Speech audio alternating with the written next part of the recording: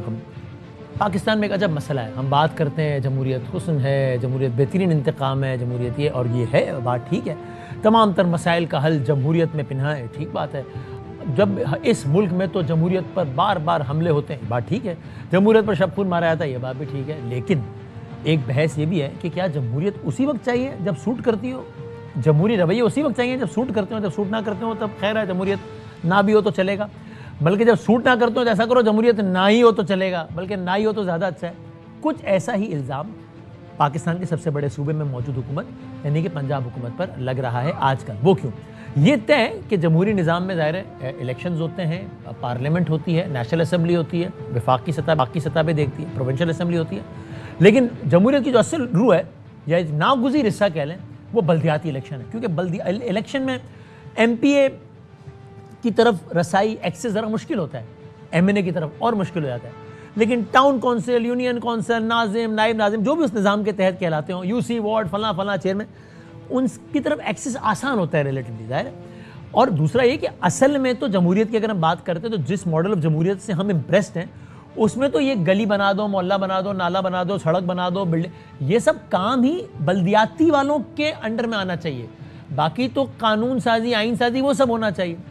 अब ये बात हम क्यों कर रहे हैं? सिंध में भी ये मामला होता रहा है, लेकिन अभी इस वक्त ज़ेरे बहस पंजाब क्यों है? चूँकि खबर ये है कि जनाब पंजाब हुकूमत ने इस साल 4 मरतबा इलेक्शन कमीशन, जो कि मुल्क में इलेक्शन कराने का मजाज इदारा है, इलेक्शन कमीशन की हिदायत के बावजूद बल्दियाती इलेक्शन की तैयारी से गुरेज किया। 1 नहीं, 2 नहीं, 3 नहीं, 4 मरतबा।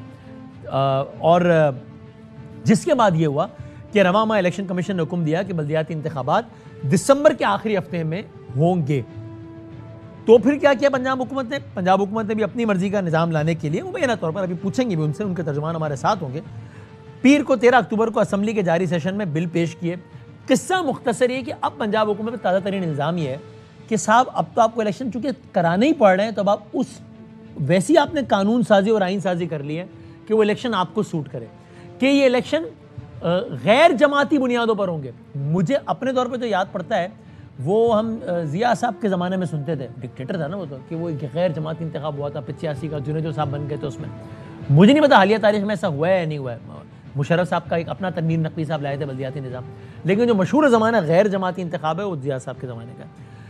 तो अब इल्ज़ाम ये है गवर्नमेंट पे कि वो गैर जमाती इंतखाब करवाए ताकि और उसके बाद क्या हो कि जो भी जीत जाए वो 30 दिन के अंदर अंदर कोई ना कोई पार्टी ज्वाइन कर ले, 30 दिन के अंदर अंदर। और उस पर फिर इल्ज़ाम क्या है कि भाई पाकिस्तान तहरीक इंसाफ अगर जीतती भी है तो वो तो वैसे उनके जमाती तशख़्ख़ुस तो उनका है नहीं, वो तो आज़ादी लड़ सकते हैं। और फिर उसके बाद वो आज़ाद अगर आ जाएँ नून के साथ तो फिर नून की गवर्नमेंट बन जाएगी। सिंध में भी जिस तरीके से मेयर कराची के इंतखाब हो तो बहुत सारे सवाल हैं, सवाल भी और जवाब भी हैं, और जितना सवाल क्लियर उतना ही जवाब भी क्लियर है।